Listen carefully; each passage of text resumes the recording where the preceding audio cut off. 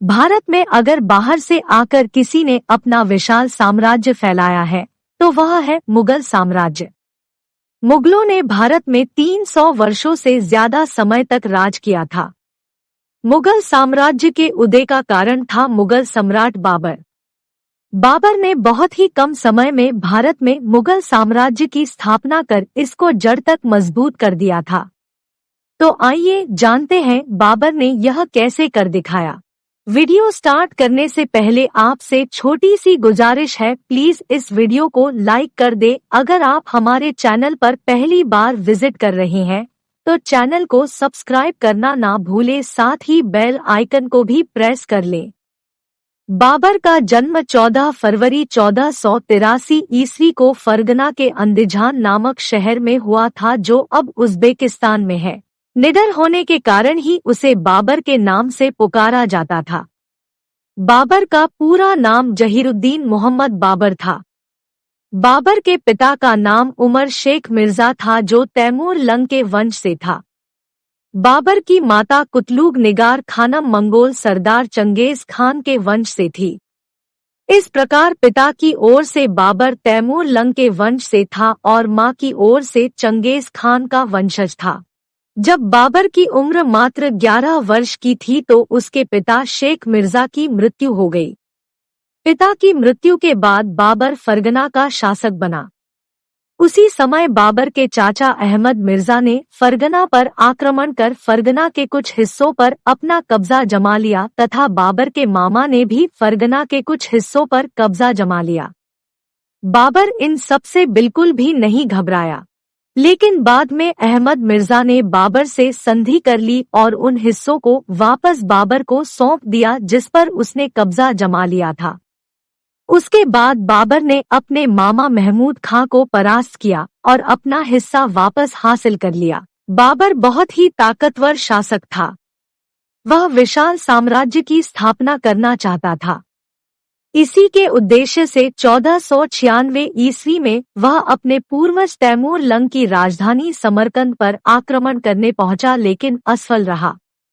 1497 ईस्वी में उसने फिर समरकंद पर आक्रमण किया और इस बार वह समरकंद पर अधिकार करने में सफल रहा और वह समरकंद से ही शासन करने लगा। लेकिन तभी बाबर बीमार पड़ गया, जिसका फायदा उठाकर बाबर के छोटे भाई जहांगीर मिर्जा ने फरगना पर कब्जा कर लिया। बाबर ने फरगना को पाने की कोशिश की, लेकिन वह असफल रहा। जब वह वापस समरकंद लौटा तो समरकंद भी उसके हाथ से चला गया। काफी समय के बाद बाबर ने फिर फरगना पर आक्रमण किया और उस पर अधिकार कर लिया।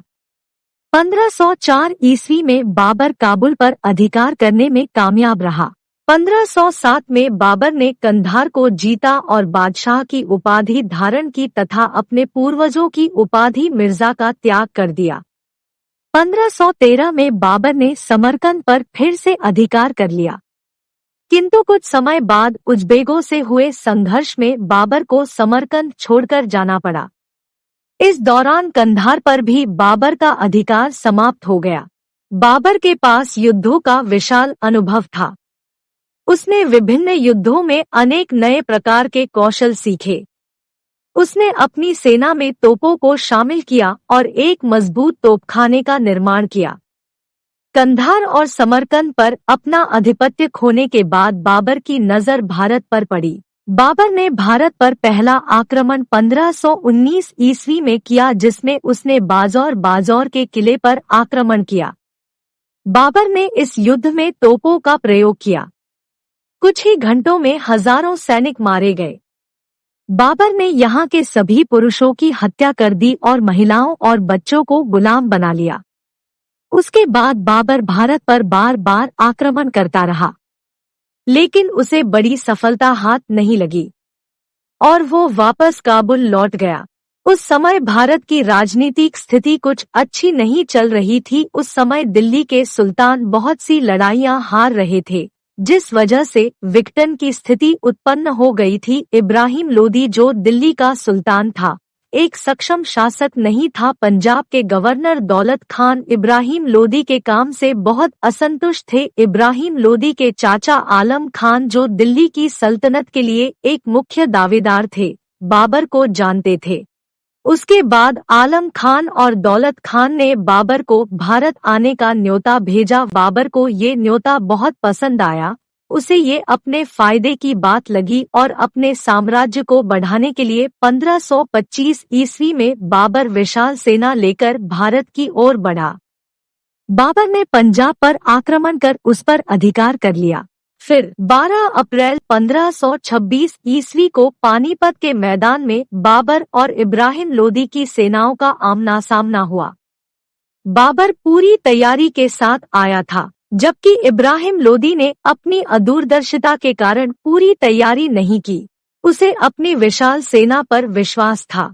9 दिन तक सेनाएं एक दूसरे के सामने रही। फिर 21 अप्रैल को दोनों सेनाओं के बीच में भीषण युद्ध प्रारंभ हुआ। अंत में बाबर के सेना ने इब्राहिम लोदी के सेना पर विजय प्राप्त कर ली। इब्राहिम लोदी भी इस लड़ाई में मारा गया।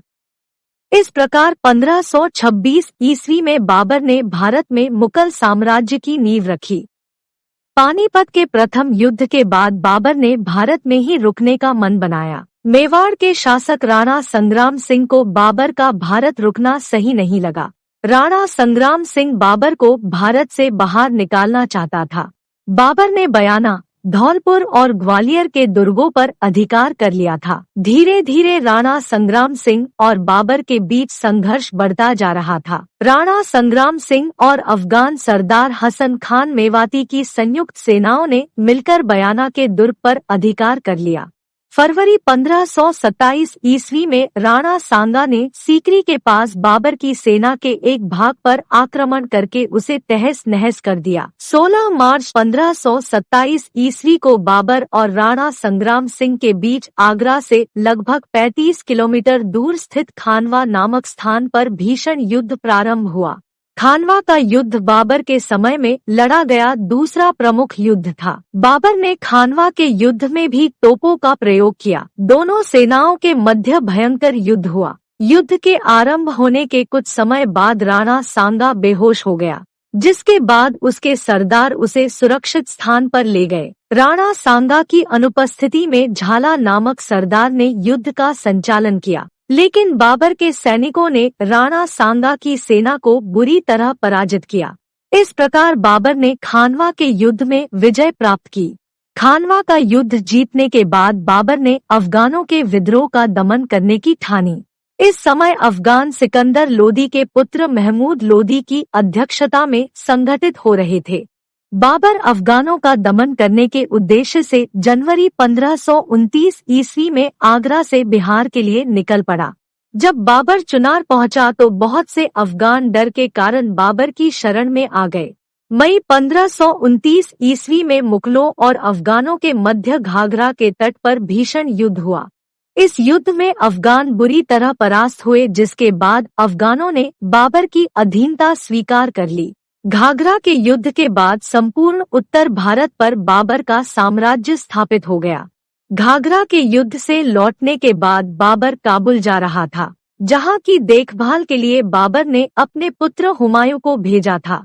लेकिन लाहौर तक पहुंचने के बाद वह बीमार हो गया और वापस आगरा लौट गया, जिसके बाद हुमायूं भी आगरा आ गया।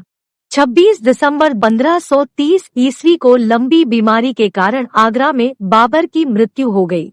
बाबर के शव को पहले आगरा में और बाद में काबुल में दफनाया गया। अपनी मृत्यु से पहले ही बाबर ने अपने पुत्र हुमायूं को अपना उत्तराधिकारी घोषित कर दिया था। बाबर के पश्चात हुमायूं मुगल साम्राज्य का दूसरा शासक बना।